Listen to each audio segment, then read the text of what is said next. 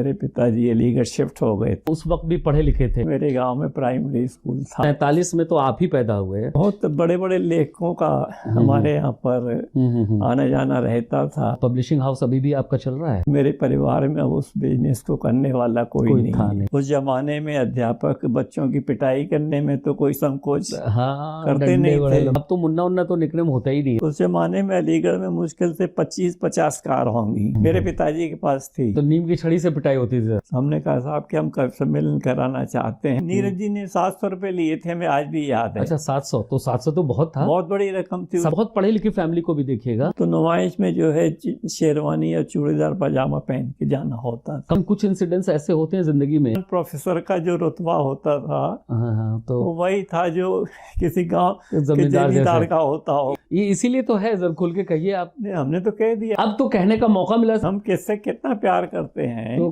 हम नहीं कह पाए। इससे पहले तो कहीं कहा नहीं होगा। उनके हस्बैंड के साथ ही उनके हस्बैंड के साथ मुलाकात हुई। इस बुड्ढे को कब तक झेलेगी, उस थीम को लेकर के मैंने कहानी लिखी थी।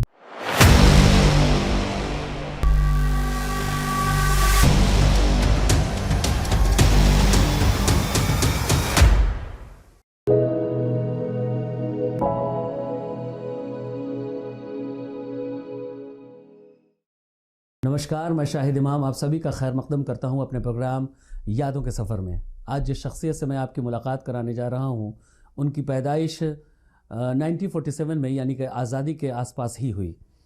एक बहुत ही एफ्लुएंट फैमिली में हुई। उनके पिताजी के पास जो है वो किताब की दुकान थी, और आप सोचिए 1960 में, 60 के दशक में वो इनकम टैक्स दिया करते थे। तो आप अंदाज़ा लगा सकते हैं कि फैमिली का जो बैकग्राउंड था, इकोनॉमिक बैकग्राउंड था, बहुत ही बेहतर था। इसलिए उनकी पढ़ाई भी जो है वो बहुत ही फ्लुएंटली, बहुत ही अच्छी तरह से अच्छे स्कूल में भी हुई। और एमए करने के लिए उन्होंने, हिंदी में एमए करने के लिए उन्होंने अलीगढ़ मुस्लिम यूनिवर्सिटी में दाखिला लिया। जब पोस्ट ग्रेजुएशन उन्होंने एमए में जब किया तो उनको गोल्ड मेडल मिला। उसके बाद उन्होंने अलीगढ़ मुस्लिम यूनिवर्सिटी से ही पीएचडी भी किया। उसके बाद फिर बनारस हिंदू यूनिवर्सिटी में वो एक लेक्चर के पोस्ट पर वो अपॉइंट हो गए, लेकिन 6 महीने ही उन्होंने वहाँ काम किया। उसके बाद वो छोड़कर अलीगढ़ वापस आ गए और अपना पुश्तैनी बिज़नेस जो है वो संभाला। लेकिन कुछ दिनों के बाद फिर दोबारा उनकी ख्वाहिश जो है वो लेक्चरशिप की तरफ हुई, और फिर लेक्चरशिप के पोस्ट के लिए अप्लाई किया और उनका सिलेक्शन हो गया। और उस कॉलेज में लगभग 35 साल उन्होंने शिक्षा दिया, स्टूडेंट्स को पढ़ाया, हिंदी की शिक्षा दी। आपका ज़्यादा वक्त ना लेते हुए मैं आपकी मुलाकात रमेश चंद शर्मा जी से कराता हूँ। सर नमस्कार, आपका स्वागत है हमारे इस प्रोग्राम में। एक्चुअली सर, हमारा ये प्रोग्राम जो है वो ये सोचकर बनाया गया है कि हमारे जो पुराने जो सीनियर लोग हैं, सीनियर सिटीज़न हैं, जो रिटायर्ड लोग हैं, तो वो जो न्यू जनरेशन है उनको कुछ अपने एक्सपीरियंसेस को शेयर करें। जाहिर है सर, आपकी पैदाइश 1947 के वक्त हुई है, तो उस वक्त से अब तक बड़ा लंबा स्पैन आपने देखा है। तो आपकी ज़िंदगी में बहुत सारे उतार चढ़ाव हुए आए होंगे। तो हम चाहेंगे कि आप अपनी ज़िंदगी के कुछ लम्हात जो है वो हमारे साथ बताएं, साझा करें, और हमारे दर्शकों को भी पता चले आपके बारे में। देखिए, एक बात तो मैं ये कहना चाहूँगा जी सर, कि जीवन में बिना परिश्रम किए हुए आपको कुछ नहीं प्राप्त हो सकता है। कुछ नहीं हो सकता। जी सर। अगर आप परिश्रम कर सकते हैं जी सर, तो आप अपेक्षा रखिए। जी सर। और अगर आप परिश्रम नहीं कर सकते हैं तो आपको कुछ नहीं मिलेगा। कुछ नहीं मिल सकता, क्योंकि जो कुछ भी हमें चाहिए, जी सर, वो सोचना बहुत आसान है। जी सर, लेकिन उसको प्राप्त करने के लिए अगर हमको प्रयास नहीं किया जी, तो फिर वो प्राप्त कैसे होगा। जी सर। और उसके लिए आपको मेहनत करनी होगी। जीवन में बिना मेहनत के कुछ नहीं कोई भी ये सोचता हो जी कि वो कुछ प्राप्त कर सकता है, तो मैं उसकी उम्मीद शायद कम करता हूँ। ऑलमोस्ट नामुमकिन है सर। मैंने मेरे पिताजी बिजनेस करते थे। हाँ सर, वही हम जानना चाहते हैं सर। सबसे पहले हम लोग थोड़ा बचपन की बात करेंगे आपका सर। मेरा जन्म तो अलीगढ़ के पास ही 5 किलोमीटर दूर पर एक गांव है जी सर, लौसरा जी, विसावन जी, वहाँ पर हुआ था जी। लेकिन जब मेरी उम्र मात्र 3-4 साल की थी तभी मेरे पिताजी अलीगढ़ शिफ्ट हो गए थे। जी जी। और अलीगढ़ में ही मेरा जीवन व्यतीत हुआ है। जी जी। कुछ समय के लिए मैं बाहर आता जाता रहा, वो एक अलग बात है। अभी भी मैं अमेरिका में जो है जी जी। शिफ्ट होने की सोच रहा हूँ। अच्छा अच्छा। तो ये एक अलग चीज़ है। जी जी। लेकिन दादाजी आपके ज़्यादातर मेरा जीवन अलीगढ़ में व्यतीत हुआ। आपके दादाजी क्या करते हैं सर? मेरे दादाजी तो एक किसान थे। मध्य वर्गीय के कृषक थे, कृषक थे। आप ये मान करके चलें, लेकिन उस जमाने में पढ़े वो लिखे पढ़े थे। लिखे थे। हाँ, ये बहुत बड़ी बात है ना सबसे सर। बड़ी चीज़ ये हाँ। थी कि उस जमाने में जो प्रथमा और मध्यमा जैसी परीक्षाएं होती थी, जी, वो किया हुआ तो था। वो उनसे द्वारा पढ़े थे संस्कृत जब के। 47 में तो आप ही पैदा हुए, तो आपके दादाजी तो हमारा ख्याल है कि बिल्कुल 1900 वगैरह में होंगे। हाँ 1900 में, हाँ, है ना? करीब करीब। हाँ, उस क्यों वक्त मेरे होंगे। पिताजी का जन्म ही 1916 का था। 1916 का था, तो उससे भी पहले वो 18 समथिंग में होंगे, और है ना? पहले के बताइए, मतलब उस वक्त भी पढ़े लिखे थे, हाँ। है ना? जबकि अभी भी आप देखिए सर, तो ज़्यादातर फैमिलीज को देखिएगा ना, तो बहुत पढ़े लिखे फैमिली को भी देखिएगा, तो शायद थर्ड जनरेशन उसका पढ़ रहा होगा। क्योंकि मेरे पिताजी भी पढ़े लिखे थे, मेरे चाचा जी एडवोकेट थे अलीगढ़ में, जी जी, वो भी पढ़े लिखे थे। जी, तो जी। आप ये मान करके चलें कि मेरा परिवार जो था, हाँ। उस जमाने में जबकि शिक्षा का बहुत ज़्यादा सुविधा नहीं थी, तब भी वो उस जमाने में पढ़े लिखे थे। हाँ, स्कूल कॉलेजेस तो बहुत कम थे। हाँ, गांव में तो स्कूल हुआ ही नहीं करते थे सर। गांव में तो प्राइमरी स्कूल तक होते थे। हाँ, वो भी बहुत कम थे। जैसे आजकल है ना कि हर गांव में एक प्राइमरी स्कूल है। अब तो हर गांव में, लेकिन पहले तो किसी गांव में होते थे। इत्तेफाक से मेरे गांव में प्राइमरी स्कूल था। कितने भाई बहन आप थे सर? हम 2 भाई थे, एक बहन थी। अच्छा, छोटी फैमिली उस वक्त भी थी। हाँ। जबकि उस जमाने में बड़ी फैमिली होते थे ज़्यादातर। जी, आपके पिताजी कितने भाई बहन थे? वो भी 2 भाई थे और एक बहन थी उनकी। अरे देखिए, बहुत अच्छा, बहुत अच्छा। मतलब फैमिली का जो है वो छोटा होना बहुत ज़रूरी होता है। छोटा ही परिवार था। हाँ, छोटा परिवार जो है वो ज़्यादा बेहतर होता है। मतलब हमने तो ये महसूस किया कि भाई अगर लेकिन संयुक्त परिवार था हमारा। अच्छा, हाँ, सभी लोग साथ साथ रहते थे। और बहुत प्यार मोहब्बत के साथ ही रहे। जी जी जी जी। अभी तक रहे, जब तक कि हमारे पिताजी चाचा जी दोनों जीवित रहे, तब तक हमारा संयुक्त परिवार बना रहा। तो आप लोग गांव से शिफ्ट होकर के अलीगढ़ सिटी में आ गए सर? तो 1950 के लगभग गांव छोड़ दिया था। अच्छा, पूरी तरह से छोड़ दिया सर? मतलब हमारे दादा रहते थे, बाकी हम सब लोग चले आए थे। अच्छा, अब आपका गांव से कोई ताल्लुक नहीं है सर? गांव से अब कोई बहुत ताल्लुक नहीं, केवल इतना है कि लोगों से परिचय है बस, है ना? तो कभी मेले उसमें कोई फंक्शन होता है तो आना जाना होता है। वहाँ पर अब घर जमीन वगैरह है या नहीं है? नहीं, वो सब खत्म हो गया है ना? पिताजी ने जो है जमीन तो बेच दी थी, घर एक परिचित को किसी को दे दिया दिया। था। जी जी जी जी जी, ठीक है सर। तो आपका नाम जो है वो नामकरण किसने किया था सर आपका? सबसे जो बड़े भाई थे मेरे चाचा जी के बेटे, उनका नाम प्रकाश था जी। उनसे छोटे थे, उनका कैलाश नाम रखा गया था। अच्छा, इसलिए वो रमेश हो गया। तो वो मेरे बड़े भाई जो थे हरीश, उनका नाम हरीश था। तो उसी पैटर्न पर मेरा नाम रमेश रखा गया। जी जी जी। तो कोई आपका निकनेम भी है सर क्या? ऐसा कुछ नहीं, पहले निकनेम होता नहीं था, है ना? निकनेम होता भी था तो बड़ा अजीब अजीब तरह का होता था। बहुत अच्छा निकनेम उस जमाने का मुन्ना होता था, है ना? अब तो मुन्ना उन्ना तो निकनेम होता ही नहीं है अब तो, है ना? तो खैर सर, तो आप 1950 में जो है वो आप लोग अलीगढ़ शिफ्ट हो गए जी। और उस वक्त दुकान आपकी जो है वो बुक्स की स्टार्ट हो चुकी थी। उसी के साथ उन्होंने प्रकाशन का काम भी शुरू कर दिया पब्लिशिंग था, पब्लिशिंग हाउस था एक तरह से। बुक सेलिंग का काम तो उन्होंने थोड़े दिन बाद बंद कर दिया था। हाँ, केवल पब्लिकेशन का काम शुरू कर दिया था। जी जी जी जी जी। और करीब 2000 टाइटल्स उन्होंने पब्लिश किए। तो हिंदी लिटरेचर से ही कंसर्न किताबें थी सब?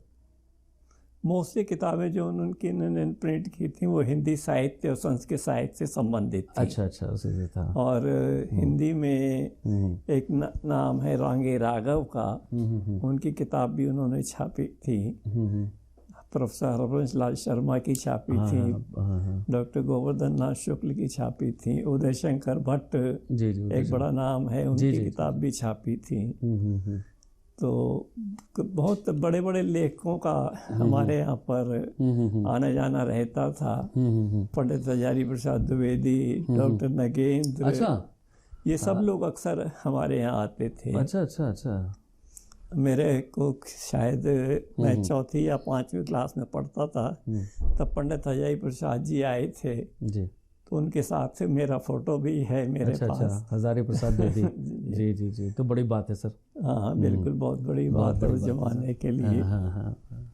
तो सर वो अभी वो पब्लिशिंग हाउस अभी भी आपका चल रहा है? नहीं, पब्लिकेशन जो है, समस्या ये हुई कि मेरे पिताजी की डेथ 1989 में हो गई थी। जी जी जी।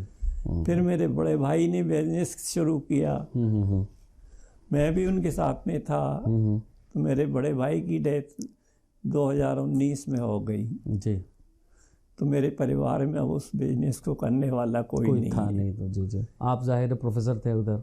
अब मैं भी जो है 77-78 साल की मेरी उम्र हो रही है। जी जी जी। तो इस उम्र में मैं बहुत ज़्यादा परिश्रम नहीं कर सकता। जी जी। तो ऐसी स्थिति में अब यही विचार हमने बनाया है कि उस बिजनेस को अब विराम दे दिया जाए। अच्छा अच्छा अच्छा। तो मतलब अभी चल रहा है, लेकिन अब मतलब अभी हाँ ऐसे ही तो थोड़ा थोड़ा चल रहा है मतलब। सर कुछ स्कूल की कुछ बातें सर, जब बचपन की कुछ याद हो, क्योंकि 70 साल हो गया है, याद रखना थोड़ा शायद मुश्किल होगा, लेकिन कुछ इंसिडेंट्स ऐसे होते हैं ज़िंदगी में, स्कूल में ख़ास तौर से, जो बड़े स्कूल के मेरे जो दो याद तरह का जीवन रहा, जी। एक विद्यार्थी का और एक अध्यापक का। नहीं हम प्राइमरी स्कूल की बात करें, बट छोटे लेवल पे बात करें, जब छोटे थे जब आप। महावीरगंज में एक स्कूल था विद्या मंदिर, उसमें पढ़ता था जी। और अलीगढ़ का वो उस समय का बहुत ही प्रतिष्ठित स्कूल था। जी जी। और अलीगढ़ के उस क्षेत्र के जितने भी सम्मानित लोग थे, उन सब के बच्चे उस स्कूल में पढ़ते थे। जाहिर है ये प्राइवेट स्कूल तो बने नहीं होंगे उस वक्त। नहीं उस समय ये कहाँ थे। लेडी फातिमा भी उस समय नहीं था, जाहिर है। आज मैं ये कह सकता हूँ कि वो अपने जमाने का लेडी फातिमा रहा होगा। सही बात है। वहाँ पर पढ़ाई का स्तर जो था बहुत अच्छा था। जी जी। और उस जमाने में अध्यापक बच्चों की पिटाई करने में तो कोई संकोच करते नहीं थे, लंबे से, है ना। सर आप तो छोड़िए, हम तो बिहार में पढ़े स्कूल में, तो हमारे यहाँ खजूर है ना, खजूर होता है वहाँ पर। तो खजूर, अच्छा वो बच्चों को ही कहा करते थे कि वो कल खजूर काट करके लाना, ठीक है ना। अब वो बच्चे ही उसको काटा भी खजूर और उसके पत्ते उत्ते साफ करके वो छड़ी बना करके लेकर आए, और वो पूरा चूंकि रेशे वाला होता था तो बिल्कुल बेंत के जैसा लगता था। मतलब जो लेकर के आया बनाकर, उसी को पिटना भी है उसी से। यहाँ तो नीम की डाली होती है। हाँ, लेकिन आपने खजूर से पिटा होता ना सर तो बड़ा खतरनाक था, बिल्कुल निशान सब बना लेता था बिल्कुल। यहाँ तो नीम की डाली होती है। हाँ, नीम की डाली। अच्छा, और सर बीच में इंटरप्ट कर रहे हैं सर, जो खुद ही लेकर आए और फिर जब टीचर को दिया तो टीचर ने मार के उसको टेस्ट भी किया कि ठीक काम कर रहा है या नहीं।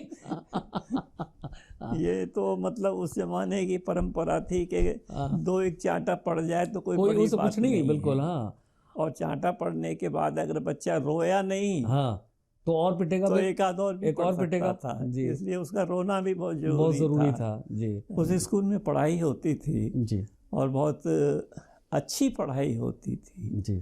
वहाँ पर तो सब बच्चे अध्यापक की नज़र में रहते थे, इसलिए स्कूल के अंदर तो कोई भी उद्यम करने का सवाल ही पैदा नहीं होता था, क्योंकि वहाँ तो केवल अगर ये कह दिया जाए कि इसने शैतानी की है तो पिटाई तैयार है, मतलब उसमें कोई रियायत नहीं थी कि आप किसके बच्चे हैं या कहाँ से आ रहे हैं, किस फैमिली से आ रहे हैं, इसमें कोई रियायत नहीं थी। तो नीम की छड़ी से पिटाई होती थी, नीम की डंडी होती थी। हाँ, डंडे उसी से पिटाई होती। तो वो तो फिर तो अच्छा है, उससे जख्म बन गया तो एंटीबायोटिक का भी काम करता होगा। एक घटना सुनाओ जी। एक बार एक अध्यापक ने गोलाई में सब बच्चों को खड़ा कर लिया जी। सबसे पहाड़े पूछे गए, जो नहीं बताता था उसको मारा, और जो बता देता था वो उन सब में चांटा लगाता था। अच्छा, हाँ। एक बार एक हमारे परिचित ने चांटा जो है किसी के धीरे से लगा दिया, वो उसका दोस्त था जी। तो अध्यापक आया, उसने उसको कस कर लगाया, चट्टा लगाया और बताया कि ऐसे मारो है ना। आज के समय में तो ये बड़ी कल्पना सी लगती है कि क्या ऐसा भी होता होगा। आपके साथ कोई इंसिडेंस स्कूल का?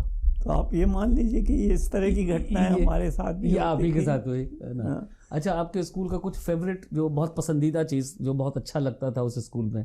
उसमें एक सबसे बड़ी बात तो ये थी कि वहाँ कोई भेदभाव नहीं था कि ये किसका बेटा है या किसका बच्चा है।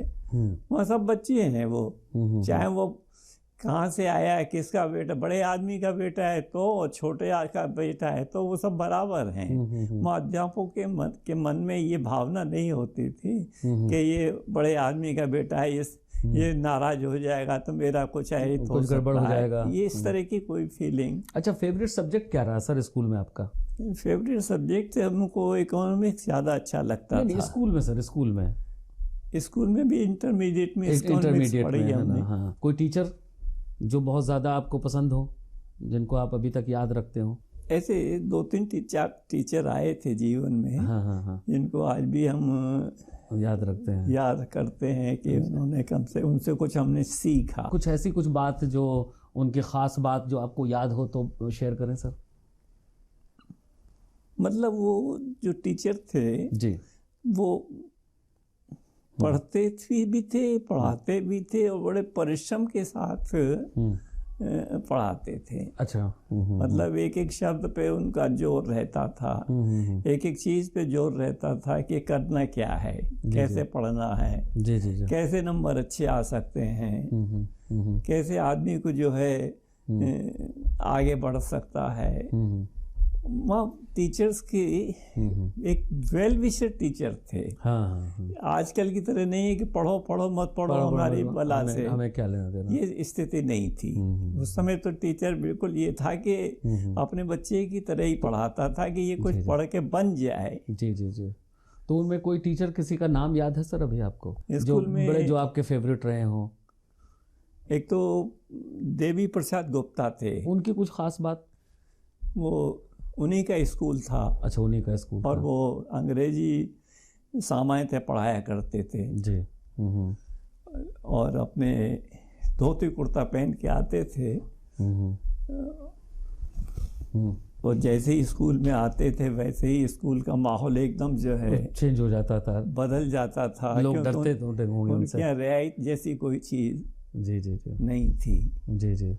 और स्कूल के बाद वो बच्चे से बड़ा प्यार करते थे। अच्छा अच्छा अच्छा। हाँ, ये सही तरीका है। हाँ ना, स्कूल में तो एज अ टीचर ही बिहेव करना चाहिए।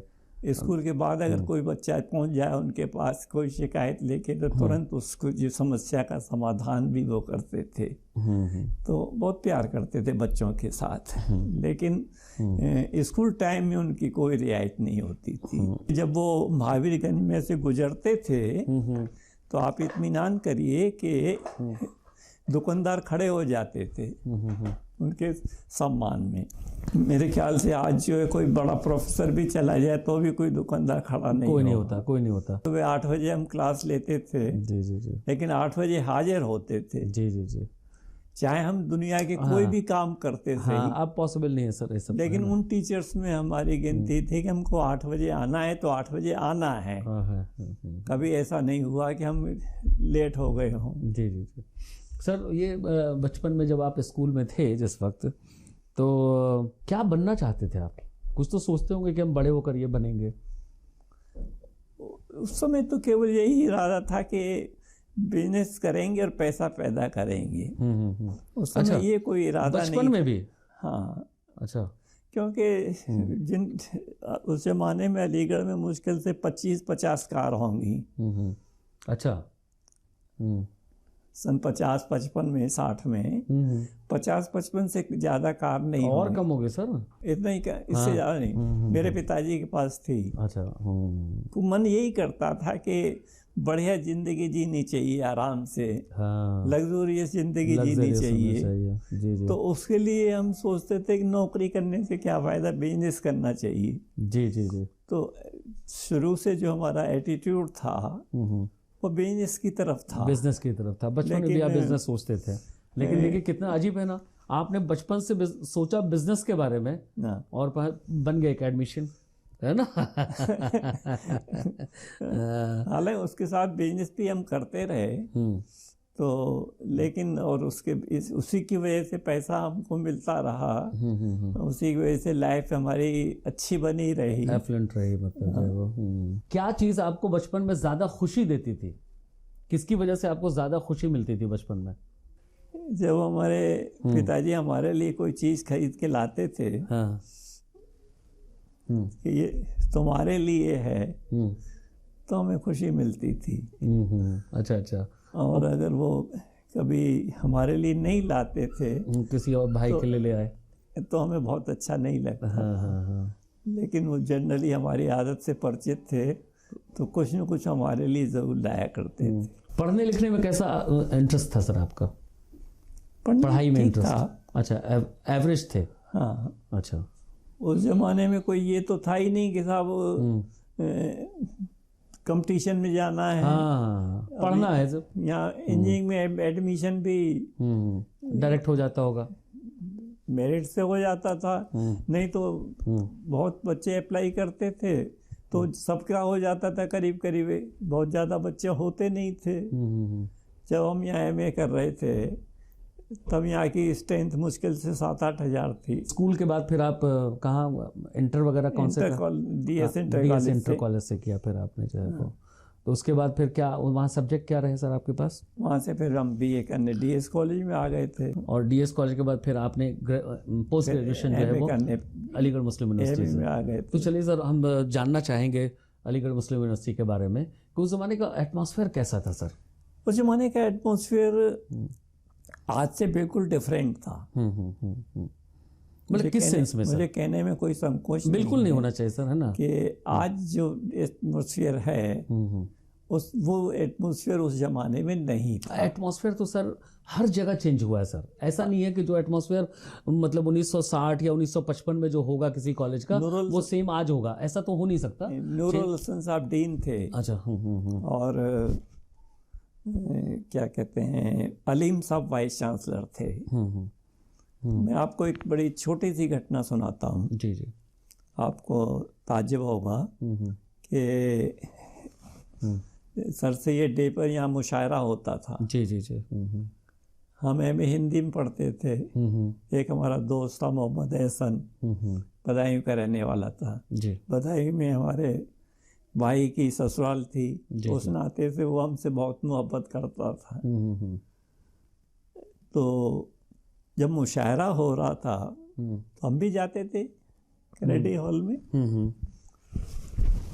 तो हमने उससे कहा, यार कवि सम्मेलन क्यों नहीं होता? लगा कल चलो नूरुल हसन साहब के पास। अच्छा, हाँ। जब मुशायरा हो सकता है तो कवि सम्मेलन क्यों नहीं? नहीं? हाँ। तो हम गए दोनों जने नूरुल हसन साहब के पास, वाइस चांसलर के पास। हाँ, नहीं, नूरुल हसन साहब के पास। नूरुल हसन कौन थे? डीन थे उस समय, हिस्ट्री के प्रोफेसर थे। अच्छा अच्छा। तो हमने कहा, साहब कि हम कवि सम्मेलन कराना चाहते हैं। बोले कितने पैसे खर्चे होंगे? हमने कहा होंगे 6-7-8 हज़ार रुपये। बोले अच्छा, कल मिलिए। दूसरे दिन हम पहुँचे, उन्होंने कहा ठीक है, एप्लीकेशन लिखिए। उन्होंने रुपया सेंक्शन किया। तो हमने नीरज जी को, अच्छा, काका हाथरसी को, अच्छा, निर्भय हाथरसी को और देवराज दिनेश को, जो उस समय के बड़े बड़े नाम थे, उन सबको बुला लिया। 200 250 रुपये में 7,000 रुपये तो बहुत मानी रखता होगा उस वक्त। तो पैसे लेते थे। नीरज जी ने 700 रुपये लिए थे, हमें आज भी याद है। अच्छा, 700 तो बहुत था, बहुत बड़ी रकम थी। सबसे ज्यादा तो उन्हीं को मिला होगा फिर तो। लेकिन नीरज जी तो भाई नीरज थे, जाहिर है। तो अब आप इससे अंदाज लगा लीजिए। और हम 2 साल रहे जी, एमए के स्टूडेंट, प्रीवियस फाइनल के। 2 साल वो कवि सम्मेलन हुआ। जी जी। उसके बाद फिर वो बंद हो गया। हाँ, जाहिर कोई कराने वाला नहीं रहा होगा, कोई कराने वाला नहीं होगा। ये तो जाहिर है भाई, कोई चीज़ का जब तक इनिशिएटिव ना लिया जाए तो नहीं हो पाता। तो ये आपको मैं बता रहा हूँ एक घटना। उस घटना से आप अनुमान लगाइए कि लोग कितने लिबरल थे। हाँ, liberal, still they are liberal sir. उनके मन में कोई किसी तरह की कोई बैड इविल नहीं हाँ, थी। यही तो हम जानना चाह रहे हैं सर, कि जो जैसे भाई आप जैसे लोग, अब जब हम लौट के आए प्रोफेसर शर्मा साहब के पास जी, तो हमने उनसे कहा, साहब ऐसे ऐसे हम तो ये कब से मिलन करा रहे हैं कल। तो वो जो थोड़े से नाराज हुए। कौन प्रोफेसर शर्मा कौन थे? हेड ऑफ डिपार्टमेंट थे। अच्छा, हरवंश लाल शर्मा जी। हाँ। अच्छा, वो क्यों नाराज हो गए? कि मुझे बता के नहीं गए तुम नूरुल। अच्छा, बता कर नहीं गए, है ना। तो हाँ हाँ। तो अगर वो नाराज हो। नूर हसन मुझसे पूछ लेते हाँ। तो मैं क्या कहता उनसे। अच्छा अच्छा अच्छा। हाँ, तो हाँ। अब वो हमसे नाराज हुए, नूर जी, हसन जी। साहब ने कुछ नहीं कहा। हाँ हाँ, वो नाराज हुए हरवंश लाल शर्मा जी। हाँ। अच्छा, उसी तरह नूर हसन साहब ने एक काम और किया था हम्म, कि जिन बच्चों ने एमए में हाईएस्ट मार्क्स लिए और 10 किए थे, हम्म, उनकी एक कमेटी बनाई थी, जी। सभी सब्जेक्ट्स जितने भी थे, पॉलिटिकल साइंस और आर्ट फैकल्टी के जितने भी सब्जेक्ट्स थे सबकी, और वो मीटिंग होती थी और वो हर बच्चे मतलब हर एक से ये पूछते थे, भाई तुम्हारे विभाग की क्या समस्या है। मेरे ख्याल से आज तो नहीं पूछता होगा कोई भी। हाँ। उस समय नूर हसन साहब पूछा करते थे, तो एक कमेटी होती थी, जी जी जी। तो उससे पूछते थे। तो माहौल तो बहुत बदला है। हाँ हाँ। तो आपको सर, जैसे आप उस वक्त मतलब यूनिवर्सिटी में जब एडमिशन लिया, तो आपको कुछ अलग सा फील नहीं हुआ ना सर? मतलब कैसा हुआ, कैसा फील हुआ, मतलब जो है वो उस समय तो बिल्कुल ऐसी कोई नॉर्मल बात, फील होता नॉर्मल था। फील होता था, है ना? हम ये लोग भी। फील ही नहीं होता था कि हम किसी डिफरेंट जगह जा रहे हैं। हाँ हाँ हाँ हाँ हाँ। और है भी, ऐसा है, ऐसा है भी, है ना? मैं तो मतलब कहने में मुझे कोई संकोच नहीं है जी जी सर। कि उस समय का जो वातावरण था बहुत नाइस। मतलब हम और और सर ऐसन जी। ऐसन और हम एक साथ बैठे खाना खाते थे, चाय पीने कैंटीन जाते थे, तो एक ही प्लेट में खा लेते थे, हमें कोई संकोच नहीं था। शायद आज के लड़के, दो हिंदू मुसलमान शायद नहीं खा पाएंगे। नहीं नहीं सर, लड़कों में तो खैर अभी भी ठीक है ना? ये पता नहीं कुछ ऊपर का मामला, पॉलिटिकल मामला कुछ गड़बड़ हो गया है, इस कदर हो गया इस है, कदर हो गया है कि क्या बताया जाए। कि मेरा मतलब नफरत होती है कभी कभी। तो आपने जैसा बताया कि आपको गोल्ड मेडल मिला था, है ना, हिंदी में वहाँ पर, ये बात यूनिवर्सिटी भी, मेडल कहते थे उस समय। हाँ, ये बात भी तो साबित कर रहा है सर कि बड़े लिबरल लोग थे, है ना? चाहते तो वो किसी मुसलमान को देते, है ना? पॉसिबिलिटी थी ना सर? तो इससे पता चल रहा है कि भाई आपने मेहनत किया तो आपको मिला। जी। आपके सबसे करीबी टीचर कौन थे सर, जिनसे ज्यादा इन्फ्लुएंस थे? भाई हमारे प्रोफेसर शर्मा ही काफी बड़े विद्वान थे, इसमें कोई दो राय नहीं, इसमें तो कोई शक ही नहीं है। दूसरे प्रोफेसर गोवर्धन नाथ शुक्ला थे। अच्छा अच्छा। उसके बाद एक डॉक्टर कैलाशन भाटिया थे, जो यहाँ से छोड़ के चले गए थे बाद में। जी जी जी। मसूरी में जो ये आईएएस की ट्रेनिंग इंस्टीट्यूट है, उसमें प्रोफेसर हो गए थे। अच्छा अच्छा अच्छा। वो बहुत लर्नेड आदमी थे, लिंग्विस्टिक के आदमी थे वो। यूनिफॉर्म क्या था वहाँ का? तो यूनिवर्सिटी में डेली रूटीन में तो कोई यूनिफॉर्म नहीं था, मतलब कुछ भी पहनने के लिए बच्चे फ्री थे। लेकिन अगर किसी फंक्शन में जाना है, जैसे ये नुमाइश देखने जाना है, अच्छा, तो नुमाइश में जो है शेरवानी और चूड़ीदार पजामा पहन के जाना होता था। कंपलसरी था? ये कंपलसरी था। एग्जीबिशन में मतलब जाए तो अगर नहीं तो वहाँ पर जो है प्रोक्टोरियल बोर्ड अपना राउंड लेता था, तो उसमें फिर उसको दंडित भी किया जा सकता था। अच्छा, मतलब कि वो जरूरी था कि शेरवानी और पाजामा पहनकर ही जाएंगे वहाँ पर? अच्छा अच्छा। यूनिवर्सिटी में कोई फंक्शन हो रहा है तो शेरवानी पजामा था, लेकिन डेली रूटीन में कोई इस तरह का कंपल्सेशन नहीं था कि आपको ये पहन करके ही क्लास में आना है। हाँ, जिनको ठीक लगता था वो पहनते थे, नहीं तो नहीं। लड़कियों के लिए भी कोई इस तरह की बाध्यता नहीं थी। जी जी जी जी। कि उन्हें क्या ड्रेस पहननी है, कोई भी ड्रेस पहन के आ सकती थी। गैप रहता होगा लड़कियों और लड़कों के बीच में सर? नहीं, ऐसा तो नहीं था। अच्छा, एक साथ क्लासेस वगैरह होते थे? एक साथ ही क्लास, पोस्ट ग्रेजुएशन क्लास तो सब साथ ही साथ होती थी। पोस्ट ग्रेजुएशन में होता है, अभी भी पोस्ट ग्रेजुएशन में ही होता है। बीए में लड़कियां जो है अब्दुल्ला में पढ़ती थी, या कोएड नहीं था बीए में। हाँ, अभी भी है, अभी भी वैसा ही है। अलीगढ़ में रहते हुए आपको सबसे ज्यादा अच्छा क्या लगा यूनिवर्सिटी में रहते हुए? यूनिवर्सिटी का माहौल अच्छा माहौल था। मतलब ये मन करता था कि यूनिवर्सिटी में अगर कोई फंक्शन होता है तो हमें उसमें जा कर के कम से कम अटेंड तो करना ही चाहिए। तो कुछ एक अच्छी फीलिंग डेवलप होती थी, अच्छा लगता था। अच्छा अच्छा। तो ऐसा नहीं लगता था कि कोई व्यवस्था हमारे ऊपर या कोई जबरदस्ती हमको लादा जा रहा है, ऐसा नहीं था। ऐसा नहीं था। तो अभी भी ख्वाहिश कभी होती है सर कि अगर पढ़ने का दोबारा मौका मिले तो आप वहाँ पढ़ना चाहेंगे? बिल्कुल, है ना? जरूर जाऊंगा। अच्छा अच्छा, आपके बच्चे बच्चे कहाँ से पढ़े सर? मेरी 2 बेटियां हैं। अच्छा, 2 बेटियाँ। छोटे बेटे ने तो इंटरमीडिएट यहीं से किया था, अलीगढ़ मुस्लिम यूनिवर्सिटी से, अब्दुल्ला से। जी जी। और इंजीनियरिंग करने के लिए उसने स्टेट यूनिवर्सिटी ऑफ न्यूयॉर्क से अच्छा, किया था न्यूयॉर्क चले उसने। गए, है ना? हाँ। बड़ी बेटी ने इंटर किया था सीबीएसई बोर्ड से, और बीएससी किया था हमारे डीएस कॉलेज से, अच्छा अच्छा।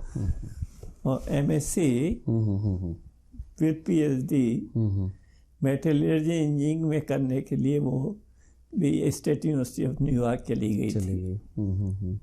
चलिए, बहुत अच्छा है। तो बहुत फॉरेन कंट्री में ही पढ़ी ज़्यादातर बच्चे हैं, तो दोनों ही बच्चे? हाँ, वहाँ तो वहाँ डिफरेंट माहौल है अमेरिका का यहाँ के मुकाबले। उस वक्त जो प्रोफेसर्स थे वो क्या इजीली अप्रोचेबल थे सर? हम तो स्टूडेंट थे, टीचर्स की हिम्मत नहीं होती थी प्रोफेसर्स के मिलने के लिए। हाँ, प्रोफेसर का थोड़ा, क्योंकि आप एक चीज समझिए, जैसे गांव में जमींदार होते थे, 10 गांव के जमींदार हैं ये, तो हर गांव के आदमी की हिम्मत नहीं होती थी कि जमींदार साहब से मिल पाए। यहाँ भी जो प्रोफेसर थे वो परमानेंट प्रोफेसर होते थे। आजकल की तरह 3 साल वाले तो होते नहीं थे। परमानेंट प्रोफेसर का जो रुतबा होता था तो वो वही था जो किसी गांव के जमींदार का होता होगा। इजीली पहुंच नहीं पाते थे लोग, कि जो उसने कह दिया वो फाइनल। उस वक्त कोई इंटरेस्ट नहीं डेवलप हुआ किसी तरह का एक्स्ट्रा करिकुलर एक्टिविटीज़? जैसे हिंदी में थे तो हिंदी लिटरेचर में आपका इंटरेस्ट डेवलप हुआ हो, लिखने उखने का, कुछ आर्टिकल्स वगैरह या कुछ कहानियाँ, शॉर्ट स्टोरीज वगैरह, ड्रामा? मैंने बताया ना आपको कि वैसे तो हम इकोनॉमिक्स पढ़ना चाहते थे, लेकिन पता नहीं कैसे हिंदी में पहुंच गए। हिंदी में पहुंच गए और हिंदी में एमए कर लिया, मेहनत की, मेडल मिल गया, फिर पीएचडी की। मैंने कि पीएचडी भी कर ही लो अब जो होना है। देखिए, हमने बाद में डीलिट भी किया, जबकि उसका कोई यूज नहीं है ना, तो हमें कोई मॉनेटरी यूज था। लेकिन केवल इसलिए किया कि नहीं, हमारे पास हाईएस्ट डिग्री होनी चाहिए। जी जी जी जी। लेकिन दिमाग आपका बिजनेस की तरफ लगा रहा, हमेशा लगा रहा, लेकिन हमने अपनी एजुकेशन को भी तरजीह दिया, पैरेलली बराबर रखा। बराबर क्या, उससे ज्यादा आपने दिया, ताकि देखिए गोल्ड मेडल लिया आपने, पीएचडी भी की, फिर डीलिट भी किया, तो ये साबित करता है कि आपका इंटरेस्ट रहा उसकी तरफ। ऐसा नहीं है पीएचडी में तो जिन लोगों ने बाद में पीएचडी किया उनको इंक्रीजमेंट मिलते थे, लेकिन डीलिट का तो कोई बेनिफिट नहीं था, फिर भी हमने किया। और शायद गिनने चुने लोग थे हम, 4-5 ही पूरे कॉलेज में। शादी वगैरह कब हुई आपकी? शादी 73 में। 73 में शादी हुई। कैसे हुई, अरेंज थी या अरेंज मैरिज थी ना? तो उनका क्या है सर बैकग्राउंड, एजुकेशन, क्वालिफिकेशन वगैरह? तो जाहिर है आप लोग बड़े क्वालिफाइड फैमिली से बिलोंग करते हैं, तो शायद। यहाँ एक बात कहना चाहूँगा जी, कि हम में शायद उतना साहस नहीं था कि हम अपनी फीलिंग्स को एक्सप्रेस कर सकें जी। और ये जो कमजोरी थी हमारी जी, उस कमजोरी को हमने सदा भोगा ही भोगा। तो हम अपनी कमजोरी को बताने में कोई संकोच नहीं है कि हम जो है किससे प्यार करते हैं, कितना प्यार करते हैं, हम अपने भाई से कितना प्यार करते हैं, हम अपने बहन से कितना प्यार करते हैं जी, हम अपने माँ बाप से कितना प्यार करते हैं, पत्नी से कितना प्यार करते हैं, ये हम एक्सप्रेस नहीं कर सके। ये हमारी बहुत बड़ी कमजोरी रही। और उसी से आप अंदाज लगा लें कि एक्सप्रेस न करने का परिणाम कुछ तो होता ही होगा। तो कहीं इश्क विश्क तो नहीं था सर कहीं?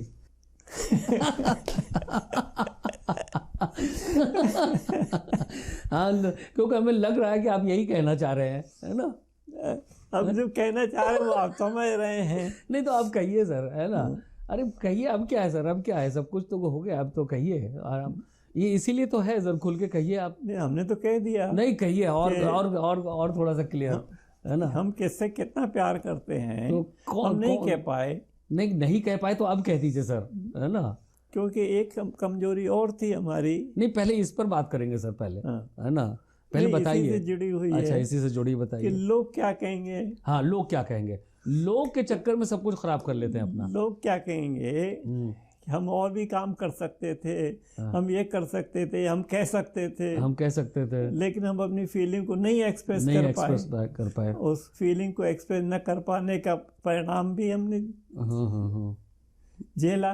तो ये तो मतलब किसी से इश्क था आपको सर? बताइए ना सर, बताइए, मतलब तो सुनना चाहेंगे। हमारी लाइफ बहुत आराम से व्यतीत हुई। हाँ, हम पत्नी का जीवन बहुत आराम से बीता। नहीं, उससे पहले वाली बात हम जानना चाह रहे थे, उससे पहले वो मैंने आपको बता दिया कि हमारे में वो साहस नहीं था कि हम वो कह पाते। तो चलिए, आप जो भी अननोन मान लेते हैं, XYZ जो भी थी, है ना, तो उनसे कैसे मुलाकात हुई, कहाँ मुलाकात हुई थी उनसे? तो जब फीलिंग वो उस समय ही नहीं डेवलप कर पाए। अच्छा, आप एक्सप्रेस नहीं कर पाए? हाँ, उनको ही एक्सप्रेस नहीं कर पाए? नहीं, उसको तो एक्सप्रेस कर पाए। हाँ, तो बताइए ना सर, कैसे? लेकिन सबसे ज्यादा तो एक्सप्रेस तो अपने पेरेंट्स के सामने करना था। वो ठीक है, वो नहीं कर पाए। वो नहीं कर पाए, वो तो फेल हो गया मामला आपका। लेकिन थोड़ा सा वो पहले थोड़ा उस पर भी तो रोशनी डालिए सर। आप तो थोड़ा लिटरेचर के आदमी है, तो थोड़ा सा तो लिटरेरी अंदाज में दे दीजिए। सब अपनी अपनी रास्ता चले गए, क्या फायदा उन बातों को याद। नहीं, आप नाम ना लें उनका, है ना। थोड़ा बता तो सकते हैं सर। अब तो कहने का मौका मिला सर, अब इससे पहले तो कहीं कहा नहीं होगा आपने। नहीं, उससे पहले तो वो दूसरी चीज थी कि लोग क्या कहेंगे, है ना। तो अब लोग का छोड़ दीजिए, अब इस लोग में बताइए। क्योंकि जिससे भी कहा हमने, उसने यही कहा तुमको कह देना चाहिए था। लेकिन हम नहीं कह पाए, ये हमारी कमजोरी है। तो सर थोड़ा हम भी जानना चाहेंगे ना सर, कैसे मुलाकात हुई, क्या कर रही थी वो, सब कुछ थोड़ा बहुत तो बताइए ना सर। थोड़ा आपके रोमांटिक किस्से हम जानना चाहेंगे सर, है ना।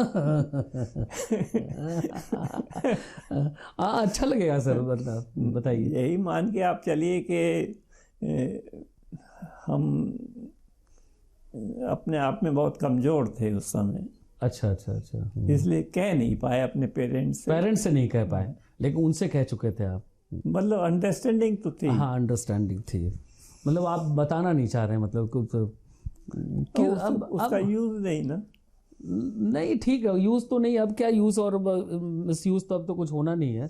जो भी है आप कह सकते थे, ना चाहें तो आप बता सकते हैं, लेकिन कोई बात नहीं, छोड़िए उसको। हाँ, छोड़िए उसको। वो तो हाँ चर्चा की बात ही नहीं है। तो उसके बाद शादी हो गई आपकी, है ना। तो शादी के बाद तो फिर तो बहुत दिनों तक आपके दिमाग में ये सब बातें चलती रही होंगी आराम से।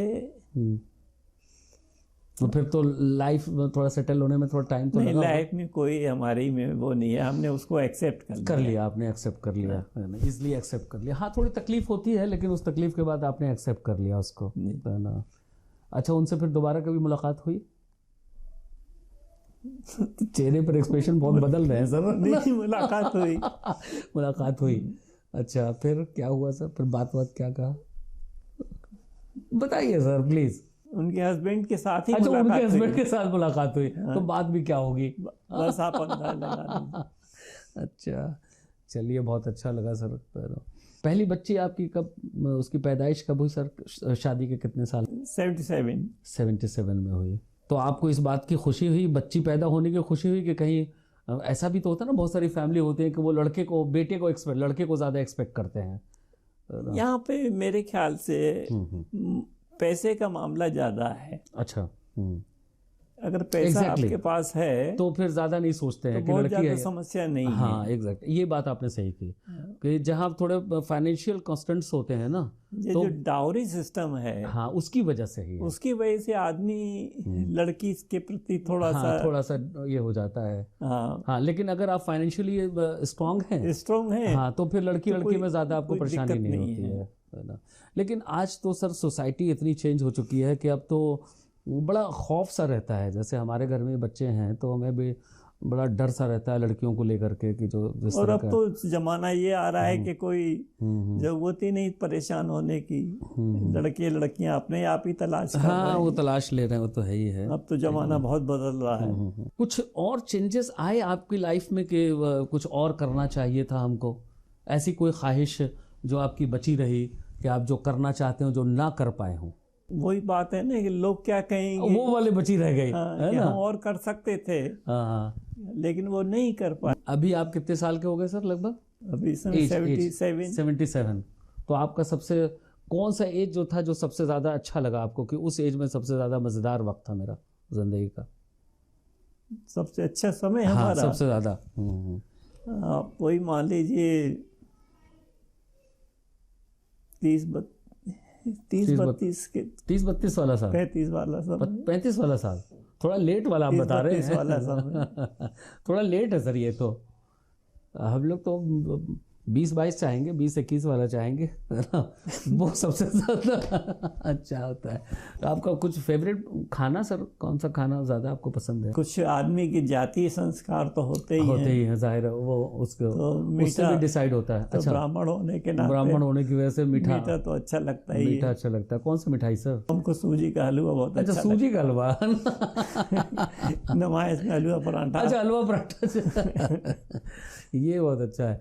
हाँ, हलवा पराठा हमने पहली बार खाया था तो बड़ा ताज्जुब हुआ था इतना बड़ा पराठा देख करके, क्योंकि हम लोगों ने इतना बड़ा पराठा कभी देखा नहीं था। क्यों उधर नहीं होता? नहीं, बिहार में नहीं होता। यहाँ पे यूनिवर्सिटी के हर स्टूडेंट को एक दिन फ्री मिलता है। हाँ, वो फ्री तो नहीं, मतलब वो डिनर होता था सर, डिनर होता था। फ्री मिलता है? नहीं आप नहीं सर, हॉस्टलर को। हाँ वो डिनर होता था सर, डिनर कराया जाता था हॉस्टल की तरफ से। हाँ वो फ्री होता है। हाँ वो फ्री होता है। आपने कुछ किताबें भी लिखी सर? 15-16 किताब लिखी। किस किस चीज़ पर है सर? एक किताब लिखी उस हिंदी कहानी के ऊपर, उसका नाम है हिंदी कहानी का सफ़र। हिंदी कहानी का सफ़र, है ना। ये कैसे कहानियाँ शुरू हुई? हिंदी कहानी कहाँ से शुरू कैसे हुई, शुरू हुई, है ना, और कहाँ तक चल रही है, और क्या उसका फॉर्म बदलती रही है। सर बताइए कुछ उसके बारे में, कैसे शुरुआत हुई हिंदी कहानियों की? हिंदी में कहानी लिखने की परंपरा जी नहीं थी, लेकिन संस्कृत में थी। संस्कृत में तो थी। हाँ शुरू से।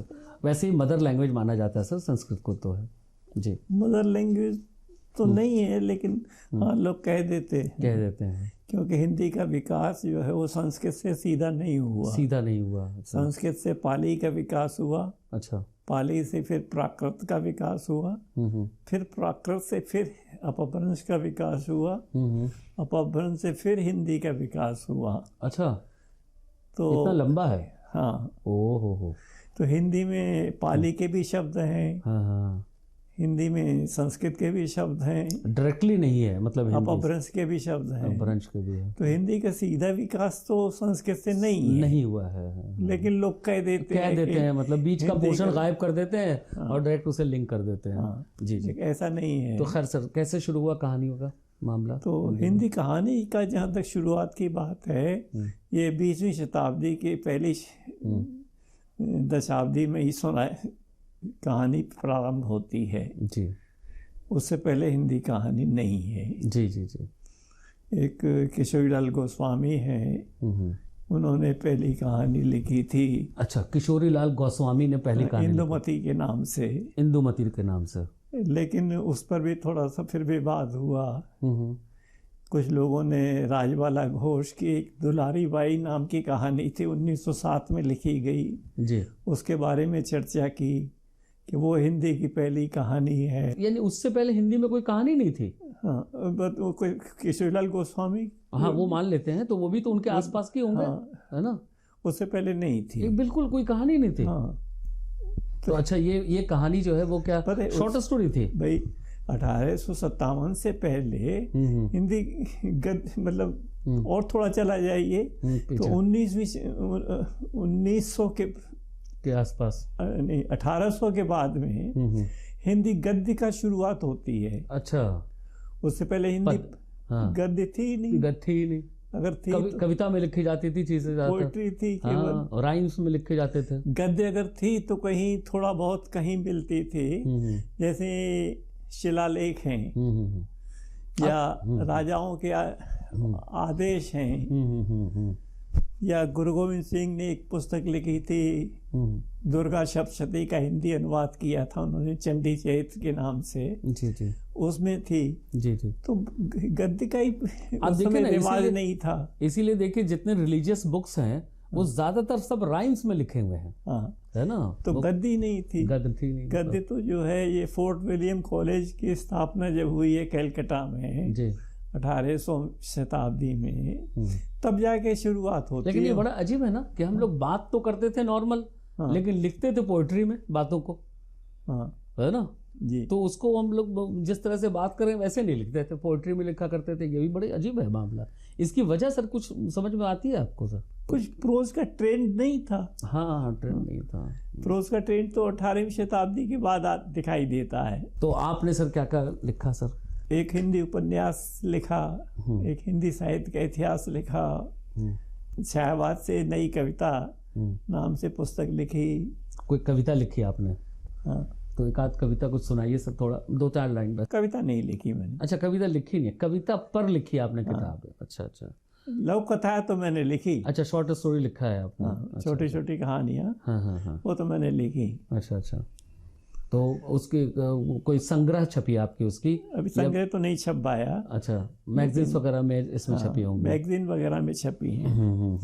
एक छोटी कहानी है जी, उसका थीम आपको बताना बिल्कुल बिल्कुल चाहूँगा। बिल्कुल सर, बताइए सर। शायद आपको एक नई चीज लगेगी। बिल्कुल बिल्कुल सर, सुनाइए सर। वो जिन सज्जन के साथ वो एक घटना घटी, वो एक दिन मेरे पास आए और रोने लगे। उन्होंने वो घटना सुनाई, उसको लेकर के मैंने कहानी लिखी। अच्छा। घटना क्या थी कि उनके 4 बेटे थे। 3 बाहर रहते थे, एक यहाँ रहता था। जी। एक दिन एक बेटे की बहू आई। वो अपने छोटे भाई के बेटे की बहू से कहती है, इस बुड्ढे को कब तक झेलेगी, ओहो। स्लो पॉइजन दे और ख़त्म कर। हाँ। इत्तेफाक से वो दरवाजे से बाहर निकल रहे थे, उन्होंने सुन लिया? उन्होंने सुन लिया, वो वहीं बैठ गए। ओहो। फिर जैसे तैसे उठ करके मेरे पास आए, 2 फर्लांग चल के बोले, रमेश बाबू आज तो ऐसे ऐसे हुई है, भैया मुझे बताओ। मैंने कहा क्या हुआ? उन्होंने घटना सुनाई। अब मैं भी थोड़ा सा जाहिर इमोशनल भयभीत हुआ। तो मेरे जो बड़े भाई थे वो थोड़े, कहना चाहिए, अक्खड़ टाइप के थे। उन्होंने उस की वाइफ के भाई को बुलाया। अच्छा। और उसको उन्होंने 85 गालियां सुना दी। क्यों, मेरे बड़े भाई इस मामले में बहुत हेकड़ थे, डरते तो थे ही नहीं किसी से, क्योंकि वो जानते थे कि कुछ बात होगी तो देख लिया जाएगा, सब देख लेंगे, देख लेंगे। गांव के ही हैं हम, तो गांव के लोग हैं। वो अपने को शहर का नहीं कहते अच्छा थे। अच्छा। तो अब वो भाई को उन्होंने सुना दी, जो कुछ भी कह सकते थे। फिर वो उस थीम को लेकर के मैंने कहानी लिखी थी। तो अच्छा। ये थीम भी मेरे ख्याल से आपको शायद नहीं बिल्कुल बिल्कुल, इस ज़माने में ये सच है सर, है ना। बहुत ही जो है वो darker side of the life है ये, कि ज़िंदगी में ऐसे बहुत सारे लोगों के ऐसे होता है, ऐसा जो है वो, है ना। और बुज़ुर्गों के साथ ऐसा हो रहा। बहुत सारे वीडियो आजकल वायरल होते हैं जो माँ को मार रहे हैं, है ना। फिर वो सज्जन मेरे ख्याल से बहुत कम 6-7 महीने बाद ही खत्म हो गए। हाँ, वो तकलीफ हुई होगी ना उनको, शौक सा लगा होगा उनको। हाँ, तो बिल्कुल। तो क्या दुनिया है। हाँ, क्या दुनिया, कहाँ जा रही है, कहाँ जा रही है, आप सोच लीजिए। बिल्कुल सर, बिल्कुल सर। मतलब क्या उम्मीद करेंगे आप किसी से? जी जी जी जी। जब सगा बेटे की बहू। जी जी सर, जी। हम महसूस कर रहे हैं सर, आपको भी तकलीफ सी हो रही होगी। हाँ, तो यही एक्चुअली सर, ये प्रोग्राम का मकसद ही यही है सर। उसके अलावा मैंने एक बच्चों की कुछ कहानियाँ लिखी। जी जी। एक पंचतंत्र की जो अच्छा, पुस्तक पंचतंत्र है जैसे, उसको हाँ। आधार बना करके कुछ कहानियां लिखी, न्याय की कहानियां के नाम से। एक मैंने महाभारत की कुछ कथाएं लिखी हैं, अच्छा अच्छा अच्छा महाभारत की कहानियां के नाम से। अच्छा। एक इसी तरह से रामायण की कुछ कहानियां मैंने लिखी हैं, राम की महान कथाएं। तो कुछ सुनाना चाहेंगे सर उसमें से? काफी बड़ी बड़ी कहानी, मतलब हाँ। कुछ बड़ी बड़ी कहानियां हाँ, हैं। हाँ, हाँ। जो प्रमुख घटनाएं हैं, प्रमुख पात्र हैं, हाँ हाँ। उन पात्रों के जीवन को आधार बना करके लिखी है। अच्छा अच्छा, उनके कैरेक्टर को लेकर के। जैसे गांधारी है महाभारत गांधारी है, में, जी जी जी। द्रोणाचार्य है, भीष्म है। जी। तो जो प्रमुख पात्र हैं, हाँ हाँ हाँ। उनके जीवन को आधार बना करके मैंने लिखी। ऐसी रामायण के ऊपर जो प्रमुख पात्र हैं उनको आधार बना करके कुछ कहानी लिखी। अमेरिका क्यों जा रहे हैं सर, यहीं क्यों नहीं रह रहे? यहाँ कोई है नहीं तो मुझे अच्छा, जाना इसलिए पड़ेगा ही। बात और कहना चाहूँ जी बिल्कुल सर, बिल्कुल सर, कि ये जमाना टेक्नोलॉजी का जमाना है। हाँ, समय के साथ अगर आपको चलना है जी जी जी तो टेक्नोलॉजी के साथ चलना होगा। जी जी जी। दूसरी बात और कहना चाहूँगा कि हम लोग दूसरे देशों की बुराइयों से तो हम अट्रैक्ट हो रहे हैं, अच्छाइयों से उनकी अच्छाइयों को नहीं ले रहे, नहीं ले पा रहे हैं। सही बात है। आज हम अमेरिका में रहता हूँ मैं, जी जी। यहाँ तो जिंदगी बीती है जी। अमेरिका की जो अच्छाई हैं जी, उनको हमने नहीं लिया। जी वहाँ फैमिली सिस्टम टूट गया। बिल्कुल। वहाँ इंटर के बाद बच्चा जो है वो फ्री है, हाँ, कहीं भी जाए, कहीं भी जाए। माँ बाप उसकी केयर करें वो तो ठीक है, लेकिन न करें तो कोई लीगल बाइंडिंग नहीं है। बाइंडिंग नहीं है, सही सर। तो वो चीज़ तो हम यहाँ ले रहे हैं। हाँ, आज यहाँ फैमिली टूट रही है फैमिली। लेकिन वहाँ कितना आदमी ऑनेस्ट है, कितना ऑनेस्ट है, वो ऑनेस्टी नहीं है। वहाँ का जो सिस्टम है जी, वो सिस्टम बहुत ऑनेस्ट है। जी, सिस्टम भी यहाँ का सिस्टम ऑनेस्ट नहीं है। वो तो जाहिर है, जब यहाँ का जो नॉर्मल पॉपुलेशन है वही डिसऑनेस्ट है, तो सिस्टम क्या कुछ भी ऑनेस्ट नहीं रहेगा। एक बार मेरी बेटी मुझसे बोली जी कि अगर बच्चे थे उसके जी कि कोई बात हो जाए, कहीं बात तो होती नहीं यहाँ, लेकिन पायदी भी हो जाए और पुलिस आ जाए, पुलिस बच्चों को ले जाए, तो आप दे देना, दे दीजिए, जाने दीजिए। हाँ, पुलिस वालों के पास बच्चे सेफ हैं, बिल्कुल सही। यहाँ नहीं है। वहाँ आप बीमार हो जाए, पुलिस को फोन करिए, वो एम्बुलेंस लेके आएगी, आपको हॉस्पिटलाइज कर देगी। कहीं हमने पढ़ा था, कहीं, और आपका बिल जब मिलेगा जब आप डिस्चार्ज होंगे, डिस्चार्ज हो जाएंगे। जी, अब बताइए। यहाँ तो पहले डॉक्टर बिल रखवा लेगा, पहले अनाउंस हो जाता है कि 2 लाख रुपए जमा कर दीजिए, आपका पैसा खत्म हो चुका है। जी, ठीक है ना। तो यहाँ का तो सिस्टम ऑनेस्ट नहीं। कहीं हमने पढ़ा था कि कहीं अमेरिका में ही जो है वो किसी बच्चे ने पुलिस का नंबर डायल कर दिया, है ना, और जैसे यहाँ 100 नंबर है ना, वैसे ही पुलिस का नंबर भी कोई है, उसको डायल कर दिया और उस पर पिज़्ज़ा कह दिया लाने के लिए, है ना, और पुलिस वाला उस बच्चे के लिए पिज़्ज़ा भी लेकर के आ गया, है ना। जी, तो हम दूसरे देशों की जो अच्छाई हैं जी जी उसको नहीं ले रहे। तो सर, इतनी लंबी जिंदगी में क्या सीखा सर आपने जो है वो? एक बात तो मैंने शुरू में ही कही थी, वही कहना चाहूँगा कि बिना मेहनत किए कुछ नहीं मिलेगा। जी जी जी सर। अगर आप मेहनत कर सकते हैं तो सब कुछ प्राप्त कर सकते हैं। तो सर फिर न्यू जनरेशन को क्या कहना चाहेंगे? उसको यही कहना चाहता हूँ कि भाई अगर आप कुछ बनना चाहते हैं, जो आपकी इच्छा है वो आप बन सकते हैं। कोई रास्ता नहीं रोक के खड़ा हुआ, ओपन मार्केट है, लेकिन आपको उसके लिए मेहनत करनी पड़ेगी। मैं हूँ, मैंने बिजनेस भी किया, साथ साथ टीचिंग भी किया। टीचिंग में मुझको कोई ये नहीं कह सकता कि मैंने डिसऑनेस्टी किया, तो ईमानदारी और मेहनत। तो आप क्या चाहेंगे कि आने वाला जनरेशन आपको किस तरह से याद रखे? एक ईमानदार आदमी की तरह से याद रखें तो बहुत अच्छा लगेगा। एज ए टीचर और businessman sir? As a teacher याद रखें, क्योंकि मैंने जिस प्रोफेशन से मुझे सम्मान मिला, जी जी जी, उसको मैंने बिट्रे नहीं किया। देखिए, तो फाइनली सर उसी पे आ गए। देखिए, इंटरेस्ट भले था बिजनेस में, लेकिन आप चाहते हैं आपको याद रखा जाए एज ए टीचर। क्योंकि मैंने उसके साथ में कोई गलत काम नहीं हाँ, किया। गलत नहीं किया है ना? इस बात का मुझे विश्वास मतलब प्रसन्नता है जी जी जी सर, जी सर। कि मैं ऑनेस्ट था अपने प्रोफेशन के प्रति। और कोई बात अपनी तरफ से आप कहना चाहें तो बताएं सर।